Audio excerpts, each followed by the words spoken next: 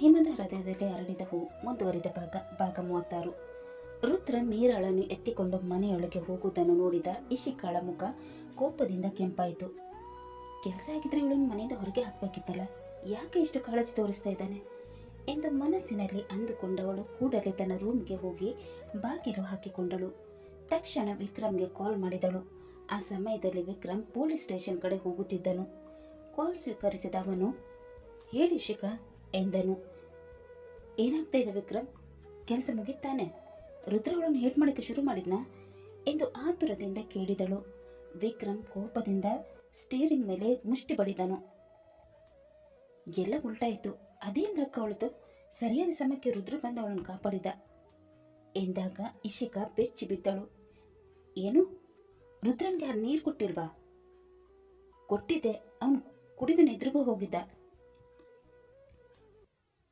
ಹಾಗಾದ್ರೆ ನಿದ್ರೆಗೆ ಹೋಗಿದ್ದವನು ಮತ್ತೆ ಹೀಗೆ ಅವಳನ್ನು ಕಾಪಾಡಕ್ಕೆ ಬಂದ ಎಂದು ಇಶಿಕಾ ಕೋಪದಿಂದ ಕೇಳಿದಳು. ವಿಕ್ರಮ್ ಹಲ್ಲು ಕಚ್ಚುತ್ತಾ, ಇದನ್ನಲ್ವಾ ತಿಲಕ್, ರುದ್ರನ ಕೇಬಿನ್ ಕೀ ತಗೊಳ್ಳೋದನ್ನು ಮರೆತು ಹೋಗಿದ್ದ, ಅದನ್ನ ತರಕ್ಕೆ ವಾಪಸ್ ಬಂದಿದ್ದ. ಅವನಿಂದಲೇ ನಮ್ಮ ಪ್ಲಾನ್ ಫೇಲ್ ಆಯಿತು. ರೆಡ್ಡಿ ಎಂದು ಇಶಿಕಾ ಕೇಳಿದಳು. ರೆಡ್ಡಿ ಅರೆಸ್ಟ್ ಆಗಿದ್ದಾನೆ. ಆ ಮಾತು ಕೇಳಿದ ಕ್ಷಣ ಇಶಿಕಾಳ ಹೃದಯ ಬಡಿತ ಹೆಚ್ಚಾಯಿತು. ಏನು, ಅವನು ನಮ್ಮ ವಿಷಯ ಬಾಯ್ಬಿಟ್ರೆ ಏನು ಮಾಡ್ತೀಯಾ ಎಂದು ಗಾಬರಿಯಿಂದ ಕೇಳಿದಳು. ವಿಕ್ರಮ್ ತುಂಟ ನಗು ಬೀರಿದನು. ಅವನು ಹೇಳಕ್ಕೆ ಬಾಯಿ ತೆರೆದಿದ್ದ. ನಾನು ಕೂಡಲೇ ಅವನ ಹತ್ತಿರ ಹೋಗಿ ಏನು ಹೇಳ್ಬೇಡ ಅಂತ ವಾರ್ನ್ ಮಾಡಿದ್ದೆ. ಇಶಿಕಾಳ ಮುಖದಲ್ಲಿ ಇನ್ನೂ ಭಯ ಕಾಣಿಸುತ್ತಿತ್ತು. ಈಗ ಏನ್ ಮಾಡುದು ವಿಕ್ರಮ್? ರುದ್ರನ್ಗೆ ಏನಾದ್ರೂ ವಿಷಯ ಗೊತ್ತಾದ್ರೆ ನಮ್ಮ ಕತೆ ಮುಗಿದ ಹಾಗೆ. ವಿಕ್ರಮ್ ಆತ್ಮವಿಶ್ವಾಸದಿಂದ ನಕ್ಕನು. ಆ ಥರ ಆಗಕ್ಕೆ ನಾನು ಬಿಡಲ್ಲ. ರೆಡ್ಡಿಯ ವಿರುದ್ಧ ಕಂಪ್ಲೇಂಟ್ ಫೈಲ್ ಮಾಡಕ್ಕೆ ಹೋಗ್ತೀನಿ ಅಂತ ರುದ್ರನ್ಗೆ ಹೇಳಿ ಬಂದಿದ್ದೀನಿ. ಈಗ ಪೊಲೀಸ್ ಸ್ಟೇಷನ್ಗೆ ಹೋಗ್ತಾ ಇದ್ದೀನಿ ಎಂದನು. ಇಶಿಕಾ ಅನುಮಾನದಿಂದ ಕೇಳಿದಳು, ನೀನ್ ರೆಡ್ಡಿ ವಿರುದ್ಧ ಕಂಪ್ಲೇಂಟ್ ಫೈಲ್ ಮಾಡ್ತೀಯಾ ಎಂದಾಗ ವಿಕ್ರಮ್ ವ್ಯಂಗ್ಯವಾಗಿ ನಕ್ಕನು. ಇಲ್ಲ ಇಶಿಕಾ, ರುದ್ರನ್ಗೆ ಡೌಟ್ ಬರಬಾರ್ದಂತ ಈ ರೀತಿ ಹೇಳಿದ್ದೆ. ಈಗ ಹೋಗಿ ರೆಡ್ಡಿಯನ್ನು ಬಿಡಿಸ್ಕೊಂಡು ಬರಬೇಕು. ಅವನು ನಮ್ಮ ವಿರುದ್ಧ ಬಾಯಿ ಬಿಡುವ ಮೊದಲೇ ಅವನ ಬಾಯಿ ಮುಚ್ಚಿಸ್ಬೇಕು ಎಂದಾಗ ಪೊಲೀಸ್ ಸ್ಟೇಷನ್ ಬಂದು ಬಿಟ್ಟಿತು. ಸ್ಟೇಷನ್ ಬಂದು ನೀನು ಕಾಲ್ ಕಟ್ ಮಾಡು, ನಾನು ಒಳಗೆ ಹೋಗಿ ಏನು ಮಾಡ್ಬೇಕಂತ ನೋಡ್ತೀನಿ ಎಂದು ಹೇಳಿ ಕಾಲ್ ಕಟ್ ಮಾಡಿದನು. ಪೊಲೀಸ್ ಸ್ಟೇಷನ್ ಹತ್ತಿರ ಕಾರು ಬಂದಾಗ ವಿಕ್ರಮ್ ಕಾರಿನೊಳಗೆ ಕುಳಿತು ಒಂದು ಕ್ಷಣ ಆಲೋಚಿಸಿದನು. ಮೊದಲು ಲಾಯರ್ಗೆ ಕಾಲ್ ಮಾಡಬೇಕು. ರೆಡ್ಡಿ ಹೊರಗೆ ಬಂದರೆ ಮಾತ್ರ ನನ್ನ ಆಟ ಮುಂದುವರಿಯುತ್ತೆ ಎಂದು ಮನಸ್ಸಿನಲ್ಲಿ ಅಂದುಕೊಂಡನು. ಕೂಡಲೇ ಮೊಬೈಲ್ ತೆಗೆದು ತನ್ನ ಲಾಯರ್ಗೆ ಕಾಲ್ ಮಾಡಿದನು. ವಿಷಯವನ್ನೆಲ್ಲ ವಿವರಿಸಿ, ಯಾವ ರೀತಿ ಆದರೂ ರೆಡ್ಡಿನ ಬೇಲ್ ಮೇಲೆ ಹೊರಗೆ ತರಬೇಕು, ಬೇಗ ಸ್ಟೇಷನ್ಗೆ ಬನ್ನಿ ಎಂದು ಹೇಳಿದನು. ನಂತರ ಕಾಲ್ ಕಟ್ ಮಾಡಿ ಕಾರಿನಿಂದ ಇಳಿದು ಸ್ಟೇಷನ್ ಒಳಗೆ ಹೋದನು. ಒಳಗೆ ಹೋದ ಕೂಡಲೇ ಎಸ್ಐ ಹತ್ತಿರ ಹೋಗಿ, ಸರ್, ರೆಡ್ಡಿ ವಿರುದ್ಧ ಕಂಪ್ಲೇಂಟ್ ಫೈಲ್ ಮಾಡಕ್ಕೆ ಬಂದಿದ್ದೀನಿ ಎಂದಾಗ ಎಸ್ಐ ಅವನ ಕಡೆ ನೋಡಿ, ಸರಿ, ಏನು ವಿಷಯ ಇದೆ ಅದನ್ನೆಲ್ಲ ಬರೆದುಕೊಡಿ ಎಂದರು. ವಿಕ್ರಮ್ ಕೂಡಲೇ ಕುಳಿತುಕೊಂಡು ರೆಡ್ಡಿಯ ವಿರುದ್ಧ ಸಂಪೂರ್ಣ ದೂರು ಬರೆದುಕೊಟ್ಟನು. ಎಲ್ಲವನ್ನು ಓದಿದ ಎಸ್ಐ ತಲೆಯಾಡಿಸಿದರು. ನಂತರ ವಿಕ್ರಮ್ ಸ್ವಲ್ಪ ಸಂಕೋಚದ ನಾಟಕ ಮಾಡಿ, ಸರ್, ನಾನೊಮ್ಮೆ ಅವರು ನೋಡ್ಬೋದಾ ಎಂದು ಕೇಳಿದನು. ಯಾಕೆ ಎಂದು ಎಸ್ಐ ಪ್ರಶ್ನಿಸಿದರು. ಸರ್, ಅವ್ರು ನಮ್ಮ ಕ್ಲೈಂಟ್ ಆಗಿದ್ರು. ಅವ್ರ ಹತ್ರ ಒಂದು ಪ್ರಾಜೆಕ್ಟ್ನ ಸಂಬಂಧಪಟ್ಟ ಮುಖ್ಯ ಮಾಹಿತಿ ಇದೆ, ಅದನ್ನು ಕೇಳ್ಕೊಂಡು ಬರ್ತೀನಿ ಎಂದು ಸುಳ್ಳು ಹೇಳಿದನು. ಎಸ್ಐ ಕೆಲ ಕ್ಷಣ ಯೋಚಿಸಿ, ಸರಿ ಹೋಗಿ ಎಂದು ಹೇಳಿದರು. ನಂತರ ಪಕ್ಕದಲ್ಲಿದ್ದ ಕಾನ್ಸ್ಟೇಬಲ್ ಕಡೆ ತಿರುಗಿ, ರಂಗಸ್ವಾಮಿ, ಇವರನ್ನು ರೆಡ್ಡಿ ಹತ್ರ ಕರೆದುಕೊಂಡು ಹೋಗಿ. ಆಯ್ತು ಸರ್ ಎಂದ ರಂಗಸ್ವಾಮಿ ವಿಕ್ರಮ್ನನ್ನು ಕರೆದುಕೊಂಡು ಲಾಕಪ್ ಕಡೆ ನಡೆಯತೊಡಗಿದರು. ಅತ್ತ ಲಾಕಪ್ ಒಳಗೆ ಕುಳಿತಿದ್ದ ರೆಡ್ಡಿ ಯೋಚನೆಗಳಲ್ಲಿ ಮುಳುಗಿದ್ದನು. ಅಷ್ಟರಲ್ಲಿ ಹೆಜ್ಜೆಯ ಸದ್ದು ಕೇಳಿಸಿತು. ತಲೆ ಎತ್ತಿ ನೋಡಿದರು. ಅವರ ಮುಂದೆ ವಿಕ್ರಮ್ ನಿಂತಿದ್ದನು. ರೆಡ್ಡಿಯ ಕಣ್ಣುಗಳಲ್ಲಿ ಕೋಪ ಜ್ವಾಲೆಯಂತೆ ಹೊತ್ತಿಕೊಂಡಿತು. ವಿಕ್ರಮ್ನನ್ನು ನೋಡಿದ ಕೂಡಲೇ ಅವನು ಕಂಬಿಗಳನ್ನು ಹಿಡಿದು ಮುಂದೆ ಬಂದರು. ನನ್ನನ್ನು ಬಿಡಿಸ್ಕೊಂಡು ಹೋಗ್ತೀಯ ತಾನೆ? ಇವತ್ತೇ ನಾನು ಹೊರಗೆ ಹೋಗಬೇಕು, ಇಲ್ಲ ಅಂದ್ರೆ ನಾಳೆ ನೀನು ಇಲ್ಲಿರ್ತೀಯ ಎಂದು ಕೋಪದಿಂದ ಹೇಳಿದರು. ವಿಕ್ರಮ್ ಸುತ್ತಲೂ ಒಮ್ಮೆ ನೋಡಿ ಮೆಲ್ಲಗೆ ನಕ್ಕನು. ಅರೆ ರೆಡ್ಡಿ ಸರ್, ನಿಮ್ಮನ್ನು ನಾನು ನಡು ನೀರಲ್ಲಿ ಕೈ ಬಿಡ್ತೀನಾ? ನೀವು ಹೊರಗೆ ಬರೋಕ್ಕೆಲ್ಲ ವ್ಯವಸ್ಥೆ ಮಾಡಿದ್ದೀನಿ. ಆ ಮಾತು ಕೇಳಿ ರೆಡ್ಡಿಯ ಮುಖ ಸ್ವಲ್ಪ ಸಡಿಲವಾಯಿತು. ಆದರೆ ಅವರ ಕೋಪ ಇನ್ನೂ ಕಡಿಮೆಯಾಗಿರಲಿಲ್ಲ. ಒಂದ್ಸಲ ನಾನು ಹೊರಗೆ ಬಂದೆ ಅಂದರೆ ಆ ರುದ್ರ ಮತ್ತು ಮೀರಾಳ ಕತೆ ಮುಗಿದ ಹಾಗೆ. ಇಬ್ಬರನ್ನು ಸುಮ್ಮನೆ ಬಿಡಲ್ಲ ಎಂದು ಹಲ್ಲು ಕಚ್ಚಿದರು. ವಿಕ್ರಮ್ ತುಂಟ ನಗು ಬೀರಿದನು. ಅದಕ್ಕೆ ಮೊದಲು ನೀವು ಹೊರಗೆ ಬರ್ಬೇಕು ಸರ್. ಲಾಯರ್ ಯಾವಾಗ ಬರ್ತಾರೆ ಎಂದು ರೆಡ್ಡಿ ಆತುರದಿಂದ ಕೇಳಿದನು. ಸ್ವಲ್ಪ ಹೊತ್ತಲ್ಲಿ ಬರ್ತಾರೆ. ಬೇಲ್ ಪೇಪರ್ಸ್ ರೆಡಿ ಆಗ್ತಿವೆ, ನಂತರ ನಿಮ್ಮನ್ನು ಕರೆದುಕೊಂಡು ಹೋಗ್ತಾರೆ ಎಂದು ವಿಕ್ರಮ್ ಉತ್ತರಿಸಿದನು. ರೆಡ್ಡಿ ತಲೆಯಾಡಿಸಿದರು. ವಿಕ್ರಮ್ ಸ್ವಲ್ಪ ಮುಂದೆ ಬಂದು ನಿಧಾನವಾಗಿ ಹೇಳಿದನು, ನಾನೀಗ ಹೋಗ್ತೀನಿ. ಇಲ್ಲಾಂದ್ರೆ ಇವ್ರಿಗೆ ನನ್ನ ಮೇಲೆ ಡೌಟ್ ಬರ್ಬೋದು. ನೀವು ಮಾತ್ರ ಯಾವುದೇ ಕಾರಣಕ್ಕೂ ಬಾಯಿ ಬಿಡಕ್ಕೆ ಹೋಗಬೇಡಿ, ನಾನು ಎಲ್ಲ ನೋಡ್ಕೊಳ್ತೀನಿ ಎಂದನು. ರೆಡ್ಡಿ ಅವನ ಕಣ್ಣುಗಳಲ್ಲಿ ನೋಡಿದನು. ನನಗೆ ಮೋಸ ಮಾಡಿದರೆ ನಾನು ಒಬ್ಬನೇ ಮುಳುಗಲ್ಲ, ನಿನ್ನನ್ನು ನನ್ನ ಜೊತೆ ಎಳೆದುಕೊಂಡು ಹೋಗ್ತೀನಿ ಎಂದು ಎಚ್ಚರಿಕೆ ನೀಡಿದರು. ಆ ಮಾತು ಕೇಳಿ ವಿಕ್ರಮ್ನ ಮುಖದಲ್ಲಿ ಕ್ಷಣ ಕಾಲ ಬದಲಾವಣೆ ಕಂಡರು. ತಕ್ಷಣ ನಗುವಿನ ಮುಖವಾಡ ಹಾಕಿಕೊಂಡನು.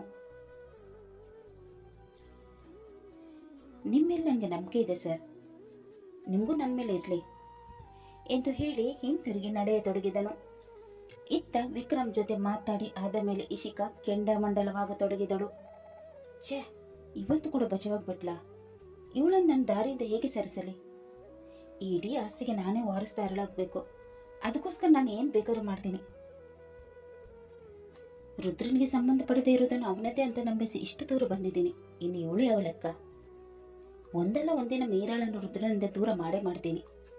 ಎಲ್ಲಿ ತನಕ ಸಾರಾಂಶ ನನ್ನ ಜೊತೆ ಇರ್ತಾನೋ ಅಲ್ಲಿ ತನಕ ನನ್ನ ಜಾಗವನ್ನು ಯಾರೂ ಮುಟ್ಟಕ್ಕಾಗಲ್ಲ ಎಂದು ಕುಹಕ ನಗು ಬೀರತೊಡಗಿದಳು.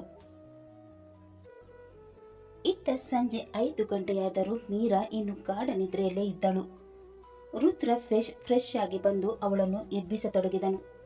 ಮೀರಾ, ಎದ್ದೇಳು. ಪ್ಲೀಸ್ ಸರ್, ಇನ್ನು 5 ನಿಮಿಷ ಮಲಗ್ತೀನಿ ಎಂದು ಮಗುವಿನಂತೆ ಮುದುಡಿ ಮಲಗಿದಳು. 5 ನಿಮಿಷದ ನಂತರ ರುದ್ರ ಮತ್ತೆ ಅವಳನ್ನು ಎಬ್ಬಿಸಿದನು. ಅವಳು ಕಣ್ಣು ತೆರೆದು ಕುಳಿತ ಕೂಡಲೇ ರುದ್ರ ಅವಳನ್ನು ಚುಡಾಯಿಸತೊಡಗಿದನು. ಏನ್ ಮೀರಾ, ಎಷ್ಟು ಹೊತ್ತು ಅಂತ ಮಲಗ್ತೀಯಾ? ಆಫೀಸ್ಗೆ ಬರಲ್ವಾ? ಬೇಗ ಇದ್ದು ರೆಡಿಯಾಗು, ಲೇಟ್ ಆಗ್ತಾ ಇದೆ. ಸರ್, ಟೈಮ್ ಎಷ್ಟಾಯಿತು? ಟೈಮ್ 9 ಆಯಿತು. 9 ಎಂದು ಗಾಬರಿಯಿಂದ ಎದ್ದು ಫ್ರೆಶ್ ಆಗಲು ಓಡಿದಳು. ಆದರೆ ರುದ್ರ ಅವಳ ಕೈ ಹಿಡಿದು ತಡೆದನು. ಎಲ್ಲಿಗೆ ಹೋಗ್ತಾ ಇದೆಯಾ? ಫ್ರೆಶ್ ಹಾಕ್ಕೊಂಡು ಬರ್ತೀನಿ ಸರ್. ಫ್ರೆಶ್ ಆಮೇಲೆ ಆಗು, ಮೊದಲು ನನಗೆ ಟೀ ಮಾಡ್ಕೊಂಡು ಬಾ. ಟೀ ಕುಡಿಬೇಕಂತ ಅನಿಸ್ತಾ ಇದೆ. ಸರ್, ನಾನು ಇನ್ನೂ ಹಲ್ಲುಜ್ಜಿಲ್ಲ, ಫ್ರೆಶ್ ಕೂಡ ಆಗಿಲ್ಲ. ಪರವಾಗಿಲ್ಲ ಅಂದೆ ಅಲ್ವಾ, ಹೋಗಿ ಟೀ ತಗೊಂಬಾ ಎಂದನು. ಬೇರೆ ದಾರಿ ಇಲ್ಲದೆ ಮೀರಾ ಕೆಳಗಿಳಿದು ಕಿಚನ್ ಕಡೆ ಹೊರಟಳು. ಅವಳು ಹೋಗುತ್ತಿದ್ದಂತೆ ರುದ್ರನಿಗೆ ನಗು ಬಂತು. ಕುಂಭಕರ್ಣನ ವಂಶದವಳು, ಸಂಜೆ ಆದ್ರೂ ಇನ್ನು ಬೆಳಿಗ್ಗೆ ಅಂತ ಅಂದ್ಕೊಂಡಿದ್ದಾಳೆ ಎಂದು ನಗತೊಡಗಿದನು. ಇತ್ತ ಮೀರಾ ಮನಸ್ಸಿನಲ್ಲಿ ಗುಣಗುತ್ತಾ ಕಿಚನ್ಗೆ ಹೋದಳು. ಈ ಸರ್ಗೆ ಏನಾಗಿದೆ? ನನ್ನ ಮುಖ ಕೂಡ ತೊಳ್ತಿಲ್ಲ. ಇವ್ರಿಗೆ ಟೀ ಬೇಕಂತೆ. ಸ್ನಾನ ಮಾಡದೆ ಕಿಚನ್ಗೆ ಹೋಗೋಕೆ ನನಗೆ ಇಷ್ಟ ಇಲ್ಲ ಎಂದುಕೊಳ್ಳುತ್ತಾ ಟೀ ಮಾಡಿ ಮೇಲಕ್ಕೆ ತಂದಳು. ಟೀ ತೆಗೆದುಕೊಂಡ ರುದ್ರ ಅವಳನ್ನು ನೋಡಿ ಮುಸಿ ಮುಸಿ ನಗತೊಡಗಿದನು. ಇವ್ರಿಗೆ ಏನಾಗಿದೆ, ಯಾಕೆ ನಗ್ತಾ ಇದ್ದಾರೆ ಎಂದುಕೊಂಡು ಅವಳು ಬಾತ್ರೂಮ್ಗೆ ಹೋದಳು. ಸ್ವಲ್ಪ ಹೊತ್ತಿನ ನಂತರ ಫ್ರೆಶ್ ಆಗಿ ಹೊರ ಬಂದ ಮೀರಾ, ಸರ್ ಹೊರಡೋಣವಾ ಎಂದು ಹೇಳಿದಳು. ಎಲ್ಲಿಗೆ? ಇನ್ನೆಲ್ಲಿಗೆ? ಆಫೀಸಿಗೆ ಎಂದಳು. ಈಗ್ಲಾ ಎಂದು ರುದ್ರ ನಗುವನ್ನು ತಡೆಯುತ್ತಾ ಕೇಳಿದನು. ನೀವೇ ಅಲ್ವಾ ಹೇಳಿದ್ದು ಲೇಟ್ ಆಗ್ತಿದೆ ಅಂತ? ನಾನು ಹೇಳಿದೆ ಅಂದ್ರೆ ನೀನು ನಂಬಿಡ್ತೀಯಾ? ಏನ್ ಸರ್, ನೀವು ತಮಾಷೆ ಮಾಡ್ತಾ ಇದ್ದೀರಾ? ಒಮ್ಮೆ ಟೈಮ್ ನೋಡು. ಟೈಮ್ ನೋಡಿದ ಮೀರಾಳ ಮುಖ ನಾಚಿಕೆಯಿಂದ ಕೆಂಪಾಯಿತು. ಅಯ್ಯೋ ರಾಮ, ನಾನಿನ್ನು ಬೆಳಿಗ್ಗೆ ಅಂತ ಅಂದ್ಕೊಂಡಿದ್ದೆ. ಇಷ್ಟೊಂದು ನಿದ್ದೆನಾ? ಬೆಳಿಗ್ಗೆ ಯಾವುದು ಸಂಜೆ ಯಾವುದು ಅಂತ ಗೊತ್ತಾಗದಷ್ಟು ಎಂದು ರುದ್ರ ಮತ್ತೆ ಚುಡಾಯಿಸಿದನು. ಮೀರಾ ಡ್ರೆಸ್ ಬದಲಾಯಿಸಲು ಹೊರಟಳು. ಎಲ್ಲಿಗೆ ಹೋಗ್ತಾ ಇದೆಯಾ? ಡ್ರೆಸ್ ಚೇಂಜ್ ಮಾಡ್ಕೊಂಡು ಬರ್ತೀನಿ ಸರ್. ಬೇಡ, ಹೊರಗಡೆ ಎಲ್ಲಾದ್ರೂ ಸುತ್ತಾಡ್ಕೊಂಡು ಬರೋಣ ಎಂದನು. ಆ ಮಾತು ಕೇಳಿದ ಕ್ಷಣ ಮೀರಾಳ ಕಣ್ಣುಗಳು ಖುಷಿಯಿಂದ ಮಿನುಗಿದವು. ಮದುವೆಯಾಗಿ ಇಷ್ಟು ದಿನವಾದರೂ ರುದ್ರ ಅವಳನ್ನು ಎಲ್ಲಿಗೂ ಕರೆದುಕೊಂಡು ಹೋಗಿರಲಿಲ್ಲ. ಅವಳು ಅವನನ್ನೇ ನೋಡುತ್ತಿದ್ದಳು. ಅದನ್ನು ಗಮನಿಸಿದ ರುದ್ರ ಅವಳ ಹತ್ತಿರ ಬಂದು ಅವಳ ಸೊಂಟ ಬಳಸಿ, ಏನ್ ಹಾಗೆ ನೋಡ್ತಾ ಇದೆಯಾ ಎಂದು ಕೇಳಿದನು. ಏನಿಲ್ಲ ಎಂದು ಮೀರಾ ನಾಚಿಕೊಂಡಳು. ಅವಳ ಹಾರಾಡುತ್ತಿದ್ದ ಕೂದಲನ್ನು ಗಮನಿಸಿದ ರುದ್ರ,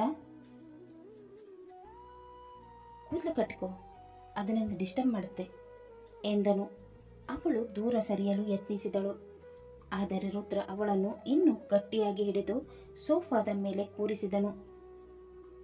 ಬಾಚಣಿಗೆ ತೆಗೆದು ಅವಳ ಕೂದಲನ್ನು ನಿಧಾನವಾಗಿ ಬಾಚತೊಡಗಿದನು. ನಂತರ ಕ್ಲಿಪ್ ಹಾಕಿ ಸರಿಪಡಿಸಿದನು. ಆಶ್ಚರ್ಯದಿಂದ ಮೀರಾ ಅವನನ್ನು ನೋಡಿದಳು. ನಿಮಗೆ ಕೂದಲು ಕಟ್ಟಕ್ಕೆ ಬರುತ್ತೆ ಸರ್? ಚಿಕ್ಕವನಿದ್ದಾಗ ಅಮ್ಮನಿಗೆ ಕಟ್ತಾ ಇದ್ದೆ ಎಂದನು. ನಂತರ ಅವಳನ್ನು ಒಮ್ಮೆ ಮೇಲಿನಿಂದ ಕೆಳಗೆ ನೋಡಿ ನಗುತ್ತಾ, ಈಗ ಪರ್ಫೆಕ್ಟಾಗಿ ಕಾಣ್ತಾ ಇದೆಯಾ ಎಂದನು. ಮೀರಳ ಹೃದಯ ವೇಗವಾಗಿ ಬಡಿದುಕೊಂಡಿತು. ಅವಳ ಕಿವಿಯ ಹತ್ತಿರ ಬಾಗಿ ರುದ್ರ ಮೆಲ್ಲಗೆ ಹಿಡಿದನು. ಕೂದಲು ಬಿಟ್ಟು ನನ್ನ ಮೈಂಡ್ ಡೈವರ್ಟ್ ಆದರೆ ನಿನಗೆ ಕಷ್ಟ, ಬಾ ಈಗ ಹೊರಡೋಣ ಎಂದು ಹೇಳಿ ರುದ್ರ ಮೀರಾಳ ಕೈ ಹಿಡಿದು ಮುಂದೆ ನಡೆದನು. ಮೀರಾ ಅವನತ್ತ ನೋಡುತ್ತಲೇ ನಿಂತಳು. ಅವನ ಕೈಯ ಸ್ಪರ್ಶದಲ್ಲಿ ಸುರಕ್ಷತೆ ಇತ್ತು. ಅವನ ಕಣ್ಣಲ್ಲಿ ಪ್ರೀತಿ ಇತ್ತು. ಅವನ ಜೊತೆಗಿನ ಆ ಕ್ಷಣದಲ್ಲಿ ಅವಳ ಎಲ್ಲ ಭಯಗಳು ಕರಗಿ ಹೋಗಿದ್ದವು.